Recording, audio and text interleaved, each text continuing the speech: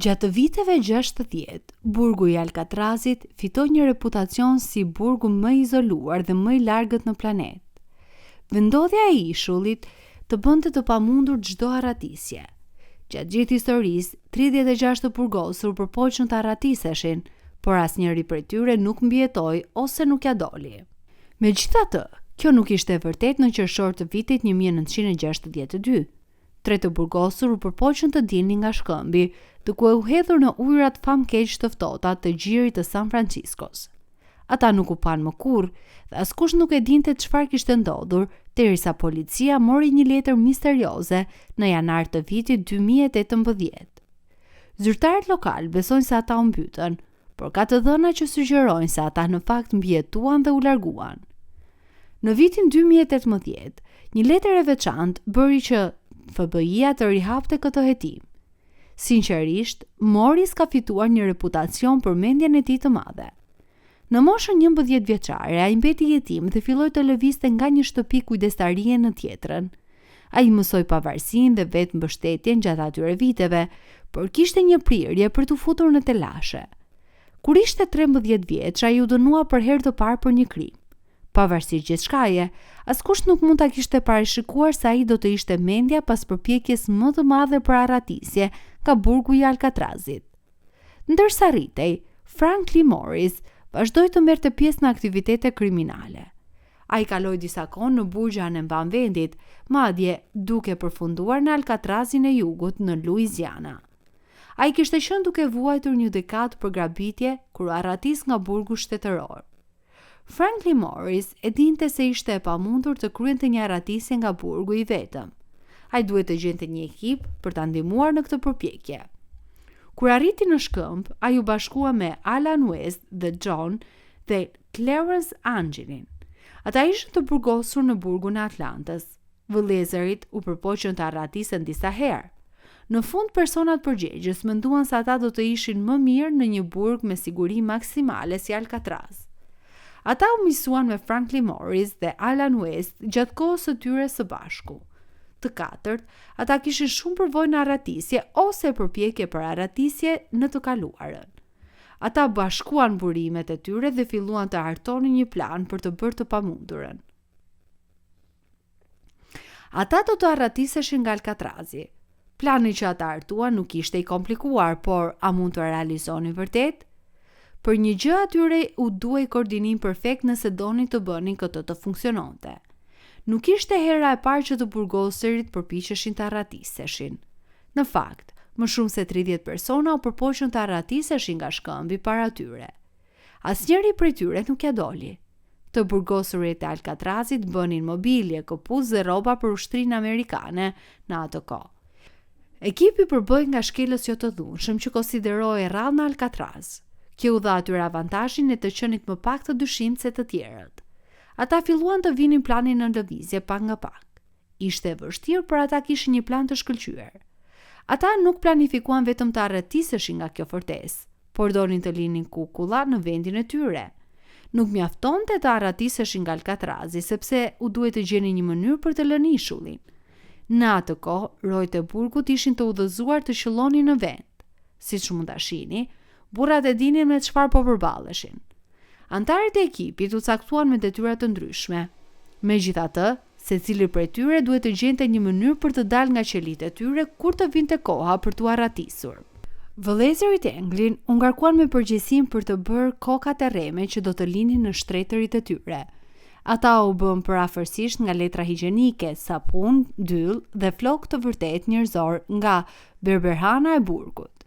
Ekipi duhet të punonte së bashku për të krijuar mjete që mund t'i përdornin për të gërmuar jashtë qelive dhe për të hequr bulonat në ventilime. Ata bënin çelësa dhe kazma nga objekte si lugë të kafiterisë dhe dru nga punishtja. Çdo ditë ata punonin nga ora 5:30 e pasdites deri në orën 9 të mbrëmjes. Ata gërmuan në qelitë e tyre për të bërë vrima që mund të kalonin përmes tyre. Gjithashtu hoqën ventilimet në qelitë e burgut dhe bën vrimat më të mëdha. Ata ishin me fat sepse burgu ishte në gjendje të keqe gjatë kohës së tyre atje. Muret ishin të dobta dhe të thyeshme. Uji kripur që rrithte nëpër tuba kishte degraduar me kalimin e kohës dhe kishte rrjedhur në mure. Kripa përfundimisht konsumoi çimenton, Por si e dolin ta bënin këtë pa e vënë re askush? Me sa duket, të burgosurit përdorën reformën e burgut në favor të tyre. Në vitet 60, ata lejonin të burgosurit të kishin një orë muzikë çdo ditë. Ishte e vështirë të dëgjoje ndonjë gjë mbi disharmoninë që ndodhte gjatë asaj kohe. Morris luante një akordeo me zë të lartë për të mbuluar zhurmën e bërë nga gërmimi i çimentos dhe goditjet në mur. Ata përfundimisht mësuan se kishte një korridor shërbimi të pambikëqyrur në pjesën e pasme të qelive. Morris dhe vëllezërit anglin arritën të prisnin muret e qelive të tyre të burgut deri në maj të vitit 1962. Vrimat ishin vetëm aq të mëdha sa të zvarriteshin përmes tyre. Ata krijuan një trapë dhe një lek shpëtimi duke ngjitur dhe qepur bashk pallto shiu. Ata përdorën mbi 50 pallto shiu për këtë. Ata ishin të rëndësishëm nëse donin një shans për të mbijetuar në ujërat e ftohtë të gjirit të San Franciscos. Plani ishte gati, kështu që gjëja vetme që duhet të bënin ishte të prisnin që Allen West të mbaronte vrimën e tij. Ata duhet të prisnin vetëm për momentin e duhur për të bërë arratisjen e tyre. Në qershor të vitit 1962, ata morën sinjalin për të kryer planin, por ai nuk shkoi siç ishte planifikuar. West mbaroi gërmimin e vrimës së tij më 11 qershor të vitit 1962. Ai informoi tre anëtarët e tjerë të ekipit, por asnjëri nuk e priste atë që ndodhi më pas. Ata prisnin me ankth që drita të fikeshin para se të mund të fillonin. A mund të arratiseshin vërtet nga shkëmbi? Vëllezërit Anglin dhe Morris arritën të dilnin nga qelit lehtësisht. Megjithatë, Alan West nuk mundi të dilte. Ai u tha të tjerëve se ndoshta kishte llogaritur gabim madhësinë e vrimës. Franklin Morris e ndihmoi të gërmonte edhe pak më shumë nga ana tjetër. Megjithatë, nuk kishte asgjë për të bërë për këtë. Rreth orës 9:30 të mbrëmjes, ata vendosën se vetmja gjë që mund të bënin ishte ta linin atë pas. Të tretë të tjerët filluan të bënin rrugën drejt çatisë. Duke përdorur tubat e hidraulikut në korridor, ata u ngjitën 30 këmbë për të arritur në boshtë. Ngjitja në çati erdhi mjaft lehtë për tre burrat. Pas kësaj, ishte koha për të kaluar më shumë se 100 këmbë për të filluar zbritjen. Ata zbritën 50 këmbë përgjatë anës së ndërtesës për të arritur në tokë. Ata bën rrugën e tyre pikërisht pranë dusheve dhe u fshehen nga rojet në detyrë. Clarence Anglin, John Anglin dhe Franklin Morris nuk u pan më kurrë pas asaj nate. Ata dolën në det me trapin e tyre të improvizuar në orën 11:30 të natës.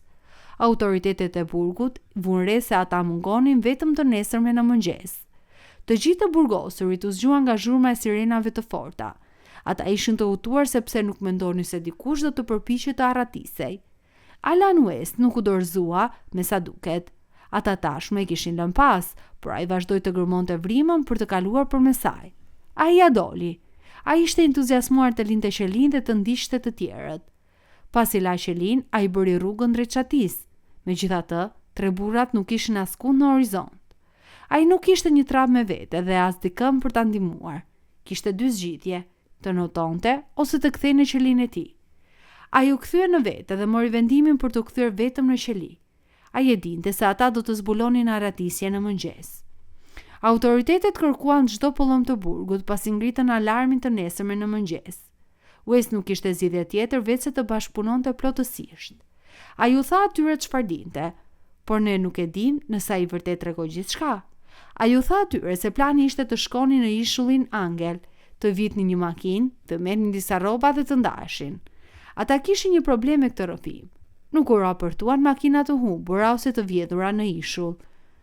Kjo do të thotë që West gënjeu ata ose ata zbarkuan diku tjetër dhe ndryshuan planet. Ata kërkuan gjirin tërësisht, por nuk gjetën asnjë trup. Megjithatë, ata gjetën sende personale duke notuar në ujë të nesërmen. FBI-ja më në fund mbylli hetimin. 17 vjet më vonë. Më 31 dhjetor të vitit 1997, ata arritën në përfundimin se tre burrat gjetën fundin e tyre në gjirin e San Franciscos. Megjithatë, marshallët e SBA-s nuk e bën këtë. Në vitin 2009, zëvendës marshalli i SBA-s i tha NPR se ka një urdhër aktiv dhe shërbimi marshallëve nuk e zhdor nga kërkimi për njerëzit. Marshallët e SBA-s ja kaluan FBI-s, e cila kreu testet në këtë copë letre. Ata kërkuan për gjurmë gishtat, kërkuan gjurmë ADN-je dhe kryen analiza të shkrimit të dorës. Çfarë mendojnë ata? Capex, filiali i CBS-s në San Francisco, publikoi një letër dhe diskutoi hetimin. Thuhet se rezultatet e FBI-s ishin të paqarta. Një ekspert sigurie sqaroi çfarë donte të thoshte FBI-ja me këtë. Do të thotë po dhe do të thotë jo. Kështu që kjo lë gjithçka në dilemë. Deri më sot nuk ka përgjigje përfundimtare nëse John Anglin, Clarence Anglin dhe Franklin Morris dolën gjallë prej ande. Forcat e rendit kur nuk zbuluan më shumë detaje rreth letrës, kështu që mbetet një mister nëse ata kërkuan për autorin. Nëse arratisësit janë ende gjallë, John Anglin do të ishte 86 vjeç, Clarence 87 dhe Frank Morris 90 vjeç. Edhe pse ata do të ishin burra të moshuar tani, mbani mend se ata janë të kërkuar si të arratisur, të cilët do të mbahen përgjegjës derisa të arrijnë moshën 99 vjeç. Faleminderit që na ndoqët. Nëse ju pëlqeu videoja, ju lutem shtypni butonin pëlqej.